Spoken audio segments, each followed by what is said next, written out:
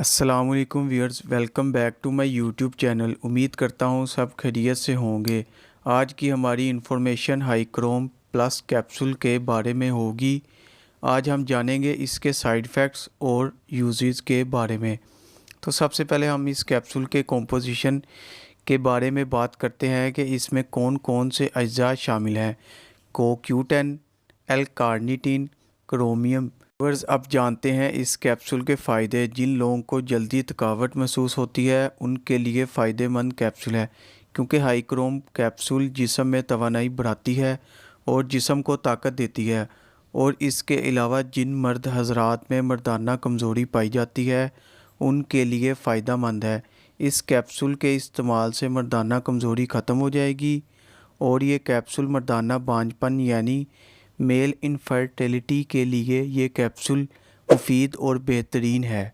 और वो लोग इस्तेमाल कर सकते हैं जिनको ये मर्दाना बांझपन की बीमारी हो। इसके अलावा मेल के जिनसी अज़ा में कमज़ोरी के लिए इस्तेमाल की जा सकती है, के लिए भी फ़ायदेमंद है। और ये कैप्सूल हाई ब्लड प्रेशर के मरीज़ के लिए भी फ़ायदेमंद है। और हाई ब्लड प्रेशर के लोग 3 से 4 महीनों के इस्तेमाल से इनका हाई ब्लड प्रेशर कंट्रोल हो जाएगा।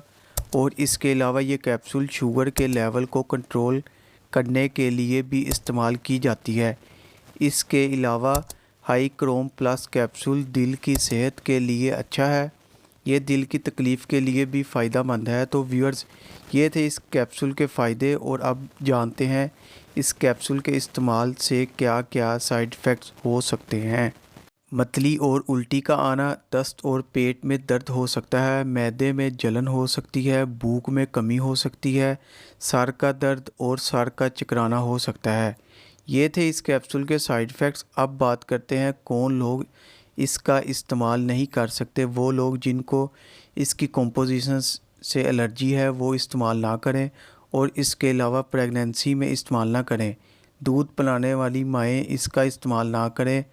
अब बात करते हैं इस कैप्सूल के इस्तेमाल की। थकावट के लिए 4 से 8 हफ्ते इस्तेमाल करें। दिन में एक टाइम फालज की वजह से कमज़ोरी के लिए 4 से 8 हफ्ते इस्तेमाल करें। शुगर के लिए भी 4 से 8 हफ्ते इस्तेमाल करें। और हाई ब्लड प्रेशर के लिए भी 4 से 8 हफ्ते इस्तेमाल करें। भी दिन में एक टाइम या फिर अपने डॉक्टर की हदायत के मुताबिक इस्तेमाल करें। व्यूअर्स, अगर कोई भी मेडिसिन है तो पहले अपने डॉक्टर से रिकमेंडेशन लें, इसके बाद इसका इस्तेमाल करें। इसी के साथ वीडियो का एंड होता है। अगर हमारी इन्फॉर्मेशन पसंद आई हो तो वीडियो को लाइक करें, शेयर करें और चैनल को सब्सक्राइब करें। शुक्रिया। अल्लाह हाफिज़।